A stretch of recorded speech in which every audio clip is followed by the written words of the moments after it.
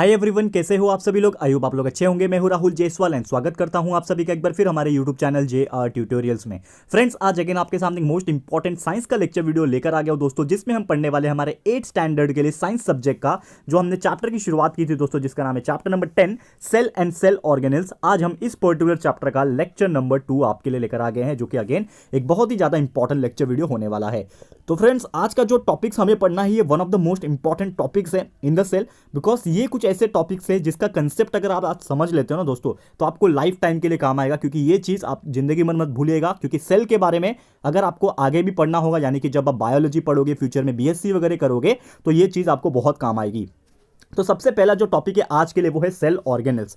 तो जैसे हमने प्रीवियस लेक्चर, यानी कि जो हमारा पहला लेक्चर था, उसमें डिस्कस किया था कि सेल क्या होता है, सेल के ऑर्गेनल्स क्या होते हैं। उसमें हमने न्यूक्लियस तक हमने कवर किया था, सॉरी न्यूक्लियस के पहले तक हमने कवर किया था। एंड हमें ये जानना था दोस्तों कि कौन कौन से टाइप के सेल ऑर्गेनल्स कोई भी एक सेल के अंदर प्रेजेंट होते हैं। तो सेल ऑर्गेनल बोल सकते हैं एक तरीके से एक ऐसे ऑर्गेनल होते हैं जो कि एक स्पेशलाइज क्या होते हैं, सब यूनिट। जिस प्रकार एक ह्यूमन बॉडी के अंदर अलग अलग ऑर्गन्स प्रेजेंट होते हैं, किडनी, स्टमक होता है, हार्ट होता है, लीवर होता है, इंटेस्टाइन्स होते हैं, वैसे ही सेल के अंदर, एक सेल के अंदर भी ऐसे बहुत सारे क्या होते हैं, ऑर्गन्स प्रेजेंट होते हैं। और उनका भी फंक्शन जो होता है बहुत ही स्पेसिफिक होता है, बहुत ही अलग अलग टाइप का फंक्शन होता है सेल के अंदर, और इसी को क्या बोलते हैं, ऑर्गन्स ऑफ द सेल्स। अब ये जो ऑर्गन्स ऑफ द सेल होते हैं ये बहुत सारे होते हैं। तो सबसे पहला जो ऑर्गन हम लोग को पढ़ना है सेल के अंदर का वो है न्यूक्लियस, जो कि एक बहुत इंपॉर्टेंट कंपोनेंट माना जाता है कोई भी सेल के अंदर। ओके, तो न्यूक्लियस क्या है, nucleus covered by A double layer membrane. यानी कि न्यूक्लियस क्या होता है, एक तरीके से आप बोल सकते हो कि समझ लो ये आपका ये सेल है, सेल के अंदर क्या होता है, ये न्यूक्लियस प्रेजेंट होता है। और यही न्यूक्लियस को अगर मैं आपको डायग्रामेटिक रिप्रेजेंटेशन से दिखाऊं तो इस प्रकार दिखता है। ठीक है ना। अगर हमने जो अंदर का जो पार्ट था, जैसे मैंने बोला कि ये अंदर क्या है, न्यूक्लियस है, ये जो मैं आपको डार्क करके दिखा रहा हूं ये न्यूक्लियस है, तो ये समझ लो ये पूरा न्यूक्लियस है। और न्यूक्लियस क्या होता है, एक डबल लेयर। आप देख पा रहे हैं यहाँ पे 2 लेयर दिख रहा है आपको, ये 2 लेयर से बना होता है।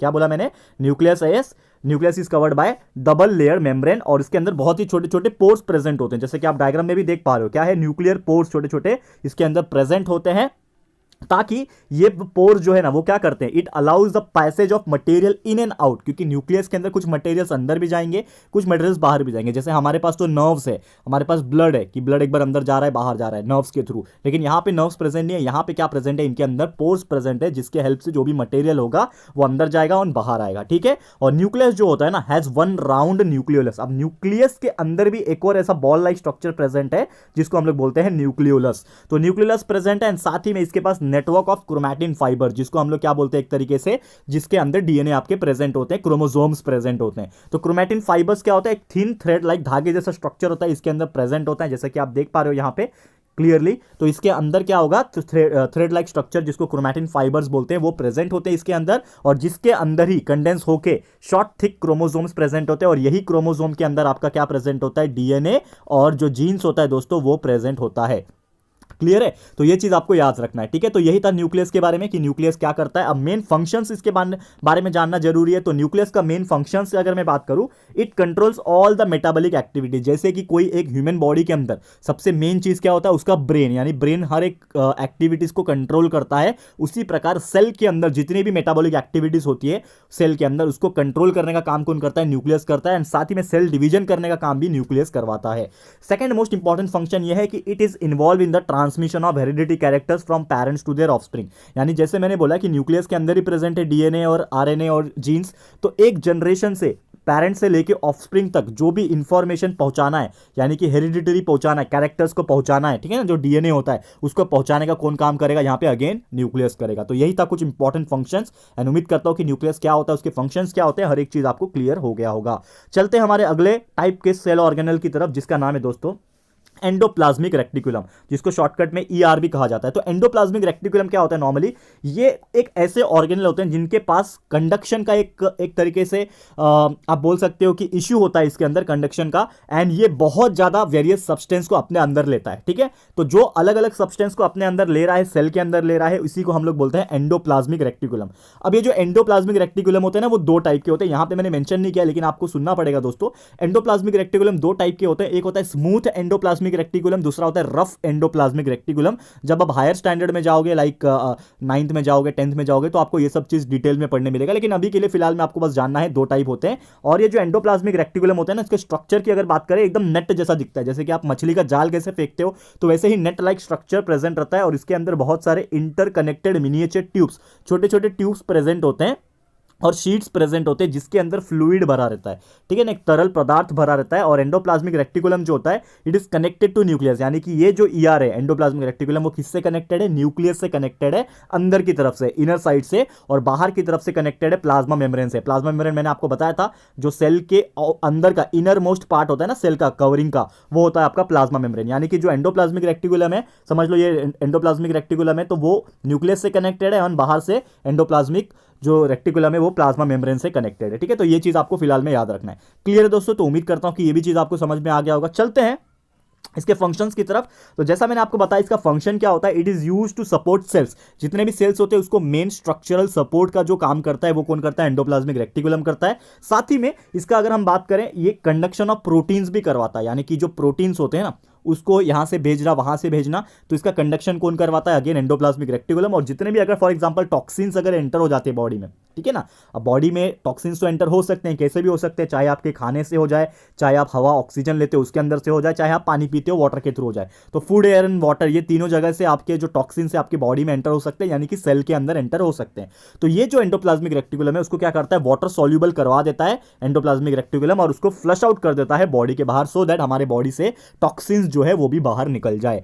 क्लियर है दोस्तों? तो उम्मीद करता हूं कि ये भी आपको समझ में आ गया होगा कि क्या होता है एंडोप्लाज्मिक रेक्टिकुलम और इसके फंक्शंस क्या होते हैं। नेक्स्ट बात करेंगे हमारा जो थर्ड टाइप का आज के दिन जो पढ़ना है हमें सेल ऑर्गेनेल, जिसका नाम है गोल्गी कॉम्प्लेक्स। तो गोल्गी कॉम्प्लेक्स क्या होता है? It is made up of 5 to 8 hollow fusing vesicles and flat sac placed parallel to each other, यानी कि एक तरीके से गोनी जैसा स्ट्रक्चर होता है। सैक मतलब क्या होता है? गोनी, जैसे कि आपको पता है कि कुछ गोनी में हम लोग सामान भरते हैं, उसी प्रकार ये क्या होते हैं? छोटे छोटे 5 to 8 फ्यूजिंग वेसिकल्स होते हैं, गोनी जैसे स्ट्रक्चर्स होते हैं, और एक दूसरे को पैरेलल के शेप में क्या होते हैं? अटैच होते हैं। और ये जो सैक होते हैं ना, इसको सिस्टरने के नाम से भी जाना जाता है। एंड ये जो सैक होते हैं इसके अंदर बहुत सारे अलग अलग डिफरेंट एंजाइम्स भी भरे होते हैं और प्रेजेंट रहते हैं। और इसका मेन फंक्शन क्या है? गोल्गी कॉम्प्लेक्स जो होता है, इसका मेन फंक्शन तो जानना बहुत जरूरी है। तो गोल्गी कॉम्प्लेक्स जो होता है एक सिक्रीटरी ऑर्गन है सेल का, जिसमें से अलग अलग मटेरियल सिक्रीट होते हैं, और मॉडिफाई करने का भी काम करता है, सॉर्ट करने का यानी कि अरेंज करने का, और मटेरियल्स जो होते हैं उसको पैक करने का काम करता है, जो भी सेल के अंदर बनता है, सिंथेसाइज जो करता है। एक और इसका बहुत बहुत इंपॉर्टेंट फंक्शन ये है दोस्तों, it helps in the formation of cell wall, यानी कि सेल वॉल को बनाने में गोल्गी कॉम्प्लेक्स, गोल्गी बॉडीज भी इसको जाना जाता है नाम से, तो सेल वॉल को बनाने में काफी मदद करता है, और प्लाज्मा मेम्ब्रेन और लाइजोसोम्स को बनाने में भी काफी मदद करता है। ठीक है दोस्तों, तो उम्मीद करता हूं कि गोल्गी कॉम्प्लेक्स या फिर गोल्गी बॉडीज जिसको बोलते हैं ये भी आपको क्लियर हो गया होगा। अगला टॉपिक है वही लाइजोसोम्स। तो जैसा मैंने बोला कि गोल्गी बॉडी जो है लाइजोसोम बनाने के लिए भी काम आता है। तो लाइजोसोम एक्जैक्टली क्या होता है? तो lysosome simple single membrane bound sac like structure होता है, गोनी जैसा ये भी स्ट्रक्चर होता है, जिसके अंदर भी अलग अलग डाइजेस्टिव एंजाइम्स रहते हैं। लेकिन मेन इसका मतलब क्या है कि ये जो लाइजोसोम होते हैं ना, ये बहुत सारे मेटाबॉलिक एक्टिविटीज जो हमारे सेल के अंदर होते हैं ना, तो ऑब्वियसली जब मेटाबॉलिक एक्टिविटीज सेल के अंदर होंगे तो उसमें से ऑर्गेनिक वेस्ट भी जनरेट होगा। जैसे हम कुछ खाते हैं या फिर कुछ भी परफॉर्मेंस होता है, हमारा डाइजेशन होता है, तो हमारा भी वेस्ट प्रोडक्ट निकलता है, तो हम उसको सीधा सीधा बाहर निकाल देते हैं। ठीक है, वैसे ही सेल्स के अंदर भी बहुत सारे मेटाबॉलिक एक्टिविटीज होंगे तो वेस्ट प्रोडक्ट भी निकलेगा। तो जब ऑर्गेनिक वेस्ट जनरेट होगा तो ये जो लाइजोसोम है ना, वो क्या करते हैं? वो वेस्ट को खा जाते हैं। ठीक है, वेस्ट को क्या करेंगे? खा जाएंगे, कंज्यूम कर देंगे, उसको डाइजेस्ट कर देंगे। तो इसीलिए इसका फंक्शंस क्या होगा? That is it destroy virus. इसका मेन फंक्शन क्या है कि ये वायरसेस और बैक्टीरिया जो सेल के ऊपर आते हैं, अटैक करते हैं ना, उसको वो डिस्ट्रॉय कर देते हैं, खा जाते हैं। एंड साथ ही में जब भी कोई सेल होता है ना, जब ओल्ड हो जाता है, यानी कि जब देखो आपको पता होगा कि हर एक सेल का उम्र होता है, ठीक है ना, हर सेल का एक उम्र होता है, 33 डेज के आसपास एक सेल जिंदा होता है। ठीक है, ये अप्रॉक्सीमेट फिगर बनाया, मैं 100% श्योर मैं भी नहीं हूं, लेकिन अप्रॉक्सीमेटली जहां तक मुझे मेरा नॉलेज है दोस्तों, 33 डेज के आसपास इसका एक एज होता है सेल का, एक सेल के जिंदा होने का।